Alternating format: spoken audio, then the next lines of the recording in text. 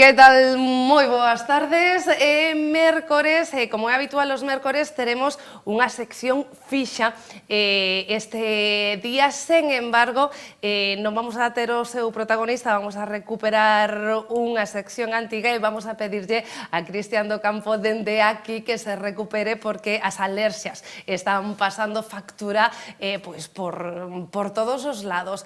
Eu saúdolles e lembrolles o correo electrónico platoabierto@televigo.com porque saben vostedes que tamén se teñen algún tipo de consulta relacionada coa saúde bucodental, ese é o seu correo. E hoxe vamos a falar deste libro, O poder da fragilidade, de Antonio García Teijeira. Antonio, que tal? Moi boas tardes. Hola, que tal, María? Ti alerxia non?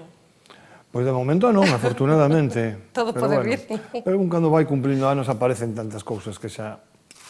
Falando de cumplir anos, que facía anos que nos tiñas o público adulto, as lectoras e os lectores adultos, non esquecidos, pero sí tendo que revisar as túas obras anteriores. Pois sí, a verdade creo que hai 6 anos que non publicaba un libro para adultos, de poesía, porque ao longo do tempo xa fun publicando, xa debo ter uns 8 ou 9 libros publicados de poesía para adultos, pero bueno, a miña faceta de escritor de literatura infantil e juvenil, digamos que escurece todo o demais, e ás veces me parece ben, pero outras veces me parece injusto.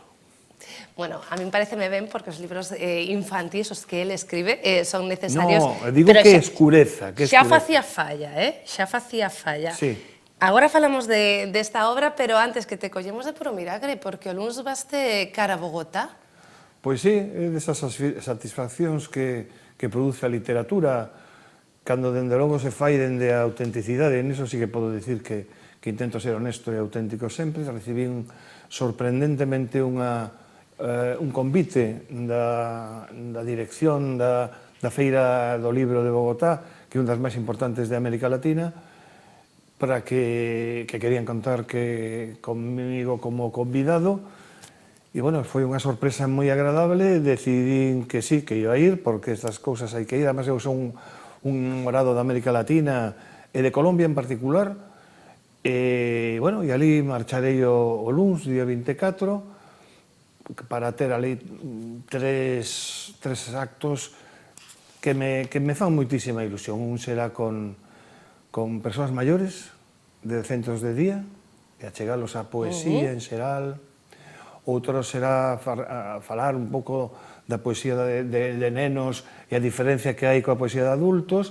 E outro será pois un pouco escribir dende outra lingua distinta á túa materna, e aí compartirei mesa cun poeta colombiano pero nativo, que escribe en castelán e na súa lingua, e, bueno, vai ser moi rico, moi agradable. E, bueno, polo agarimo que me demostraron, estou moi satisfeito e ilusionado. Nunca un premio nacional fora tan modesto. Antonio, ademais, ti que levas recorrido medio mundo tamén grazas á literatura. É o que hai que agradecerlle a literatura, non? Si, efectivamente, da literatura a mí sempre me interesan os afectos, fundamentalmente. E a partir dos afectos me interesan moitísimo, pois, viaxar, coñecer outras realidades, pero dentro da literatura. Eu non son un gran viaxeiro, así como a miña muller sí que é.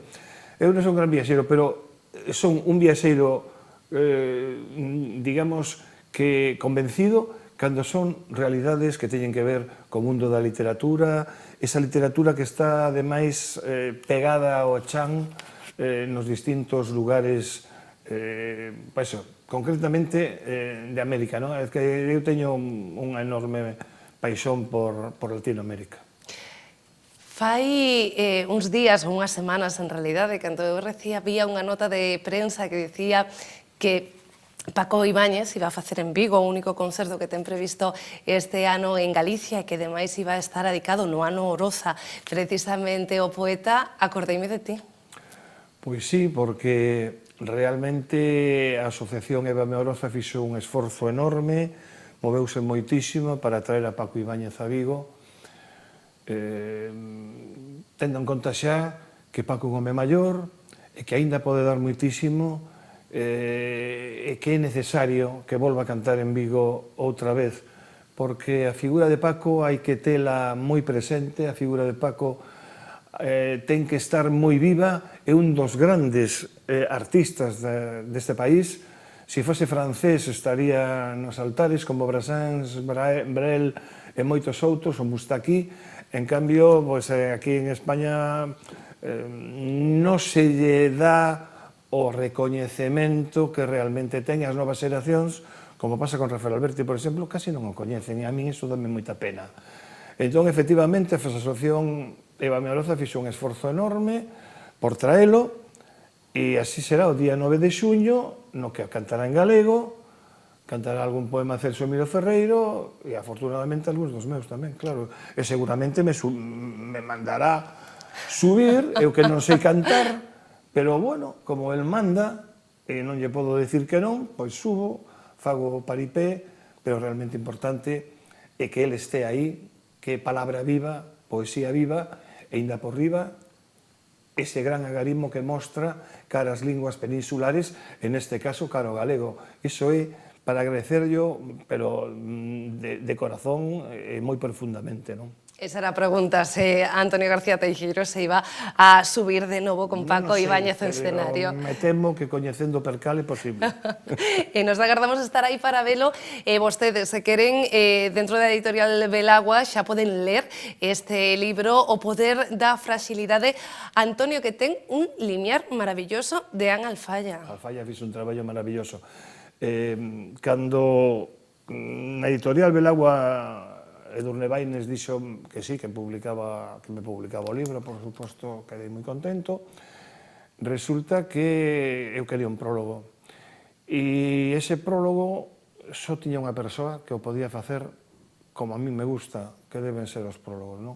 E esa persoa era Ana Alfaya. Cal é a razón? Que Ana Alfaya é moi fan da miña poesía de adultos.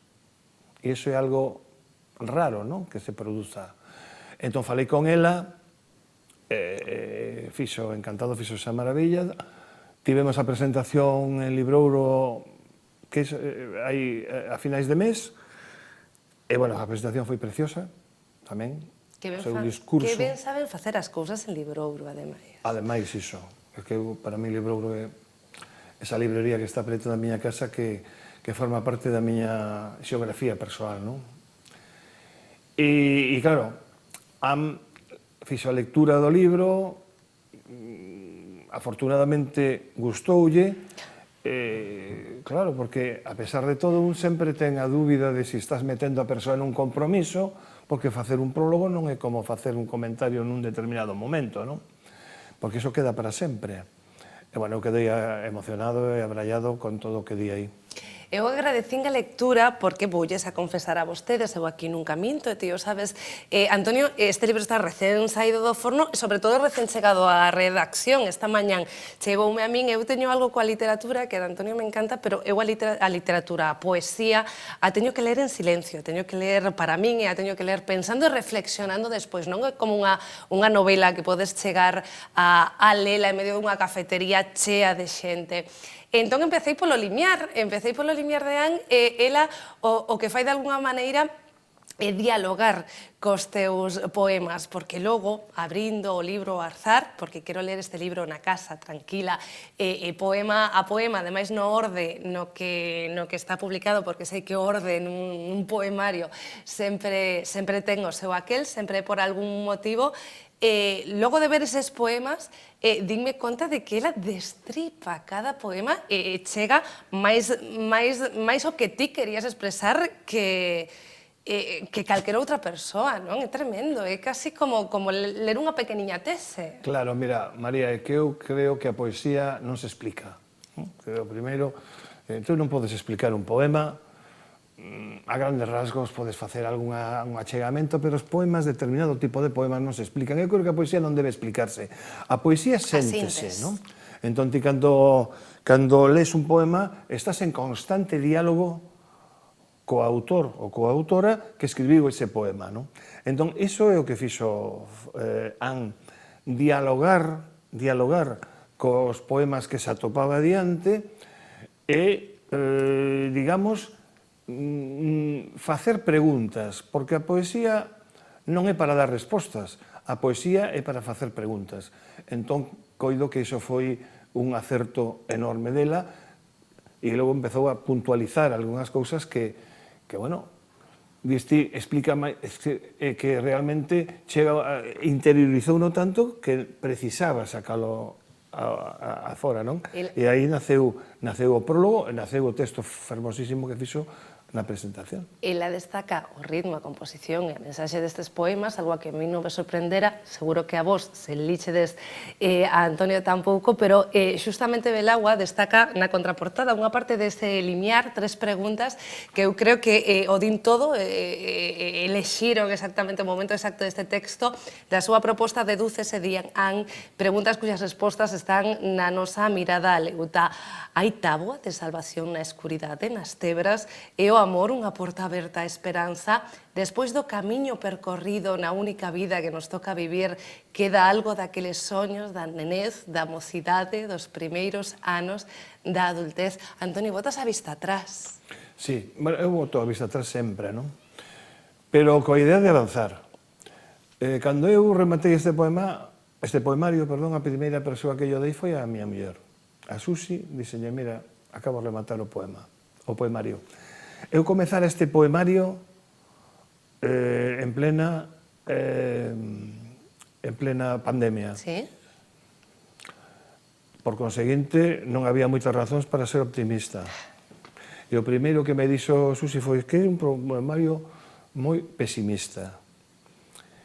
E eu dixenlle, moi optimista non pode ser porque a situación nunca foi positiva, non só pola pandemia, sino por outras cosas que viñeron post-pandemia. Pero eu creo que hai un punto de esperanza en cada unha. Que hai unha revisión de conceptos e de sentimentos que provocan, polo menos, dúbidas. E, efectivamente, miro marcha atrás e falo da palabra, e falo da nenez, e falo do amor, falo do desamor, e falo da violencia de xénero. Porque hai un apartado aí relativo á violencia de xénero que me preocupaba moitísimo. Non é cuestión de modas, iso non está de moda, iso é unha lácara. E eu, persoalmente, unha tacha totalmente. E eu, persoalmente, sinto unha repulsión tan grande cando leo calquera cousa, calquera noticia de violencia machista, que o paso mal. Mesmo se estou vendo unha película ou unha serie e ves un maltrato cara a muller, non digo nada tamén cara aos nenos, pode ser, pero agora, centrándome na muller, sinto unha rabia que me come por dentro, non? E entón quixen tamén asumir o meu punto de vista a partir da poesía. E aí nace un dos 7 apartados que ten o libro, nos que sí, a violencia machista está aí, porque sei que é moi difícil, hai que acabar con ela, sei que é moi difícil, pero hai que ser conscientes e estar moi convencidos de que por aí non podemos pasar. Bueno, pois é outra cousa que tamén está aí, porque este libro, ademais, está escrito dende o lado escuro que todos temos. Eu tamén teño un lado escuro, e dende aí, dende ese lado escuro, sae este libro. Ese lado que procura non ser excesivamente optimista, porque non hai razóns ás veces para selo, pero que ao mesmo tempo hai que ser consciente de que somos frágiles para ser máis fortes. Entón a fragilidade, o concepto de fragilidade fai que nos fagamos moito máis fortes dende o momento en que somos conscientes diso. E iso quixen, de alguna maneira, plasmalo no poemario. E tamén o título O poder da fragilidade, agora o entendemos todo. Antonio García Teijeiro, Editorial Belagua. Antonio, moitísimas grazas de novo e boa viaxe. Pois moitas gracias por ser sempre unha ventá aberta, porque a poesía hai que visibilizala máis, non? Cando alguén saca unha novela, todo o mundo lle fai entrevistas, todo o mundo quere tal e cual, que me parece lógico, cuidado, pero que non me parece lógico é que con a poesía non se igual. E creo que aquí, María, ti sempre tes unha ventá aberta cara aos libros de poesía, o trato que me dá sempre maravilloso, e agradezoche moitísimo, non tanto por min, como pola poesía e como pola palabra. Antonio, pola poesía, por suposto, pero por ti, a ventá, a porta e o portal, o que faga falta. Pero queda moito mellor dicir así que... Moitísimas grazas, de Grazas a verdade. ti. E vostedes non se me movan porque eu sí, a eu do presente, vaise despedir, pero imos coa eu do pasado con esta sección habitual, como lles dicía ao comezo, dos mércores. Vémonos mañán. Clínica Dental Cedobaz patrocina esta sección.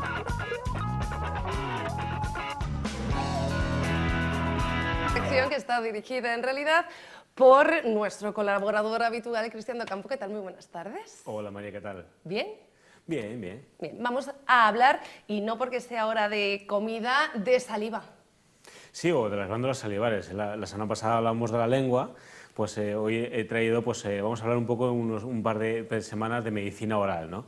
Pues las glándulas salivares, bueno, se dividen en tres, vamos a tener una foto ahí que muy simple, son tres, son las glándulas, la parótida, la submandibular y sublingual, ¿no? Ahí las tenemos, ¿no? Pues son las tres principales glándulas salivares que producen la saliva, que es el líquido que nos lubrica, que bueno, pues nos ayuda pues, a luchar contra la caries, un poco protección contra las encías, porque bueno, gente que tiene serostomía, que es la enfermedad que no produce saliva, bueno, pues hay más posibilidades de tener inflamación de las encías, sangrado.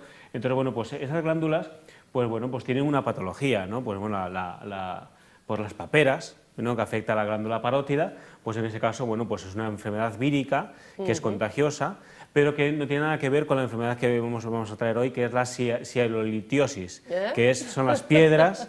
Pues igual que hay piedras en la vesícula, pues en las glándulas salivares también se pueden producir piedras, en los cuales, bueno, pues los conductos de segregación, pues bueno, la saliva no sale y produce pues una inflamación de las glándulas. En el caso, bueno, pues los pacientes pues tienen mucho dolor, fiebre, en muchos de los casos la cara un poquito inflamada, enrojecida, y entonces, bueno, pues vienen a la consulta pensando que tiene un flemón de un diente y a lo mejor pues es una piedra de una glándula salival que evita que la saliva salga y produce inflamación y ese engrosamiento de la glándula. Tremendo. ¿Y por qué se producen esas piedras? ¿Sedimentos de...?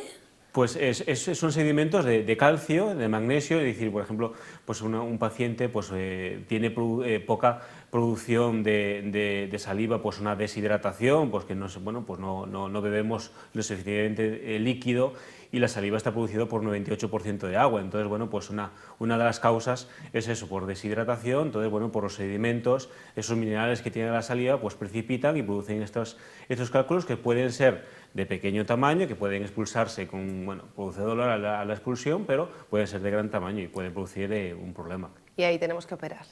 Y ahí tenemos que operar, ahí hay opción. Me incluyo, han visto, ahí tenemos que operar, estoy en el equipo totalmente. Claro, tú eres del equipo. Entonces, en esos casos, bueno, pues se puede hacer una sialoscopia, que es como una endoscopia, pero se entra por el conducto y se extirpa pues, el cálculo, y en muchos de los casos si es un cálculo muy grande, pues hacer una extirpación prácticamente de toda la glándula, por si se afecta mucha glándula, bueno, pues al final habrá que hacer una extirpación, una exéresis de esa glándula. Hacías antes referencia también a las paperas, y aunque es algo de lo que no vamos a hablar hoy, ¿tienen que ver también con las glándulas salivares?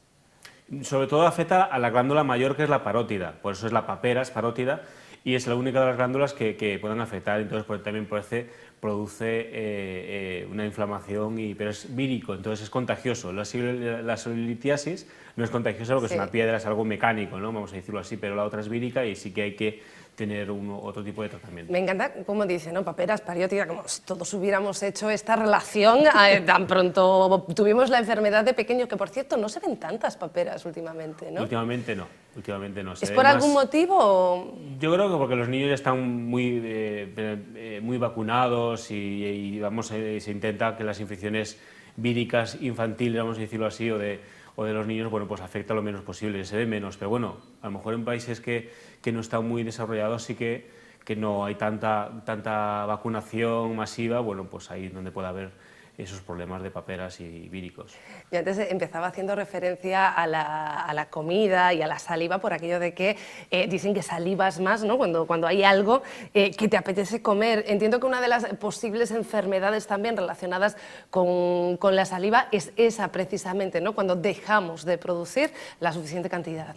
Sí, por ejemplo, pacientes que son diabéticos, pues ya por sí la diabetes produce una disminución de la saliva. Pacientes que tienen tratamientos con antidepresivos, pues bueno, esos medicamentos también disminuyen la saliva. Entonces, bueno, puede aparecer estos tipos de cálculos y yo soy mucho de remedios caseros, pues bueno, un caramelo sin azúcar o constantemente ir bebiendo agua, un chicle, pues bueno, nos puede ayudar a segregar. Incluso en la farmacia venden caramelitos de parafina, que la parafina es un estimulante natural de saliva. Entonces, bueno, pues evitamos que esos pacientes que no tengan saliva, pues que lubriquen de alguna manera, pues esforzar a esa glándula a trabajar para o eliminar, si son piedritas pequeñas de cálculo, pues eliminarlo de forma natural, o si no, pues bueno, pues ir segregando saliva para lubricar toda la boca, porque bueno, la boca tiene que estar lubricada y por la boca empiezan muchas enfermedades si no la Hay que tenemos tener bien cuidado, cuidada. claro. ¿Quieres algún apunte más sobre Nada las más. glándulas? Nada más, pues hasta el próximo miércoles. Aquí estaremos. Somos puntuales últimamente para empezar y para acabar el programa. A mí solamente me queda recordarles que mañana vamos a seguir aquí entre las 2:30 y las 3 y que mientras tanto nos tienen localizados, además de YouTube, en nuestro correo electrónico platoabierto@televigo.com.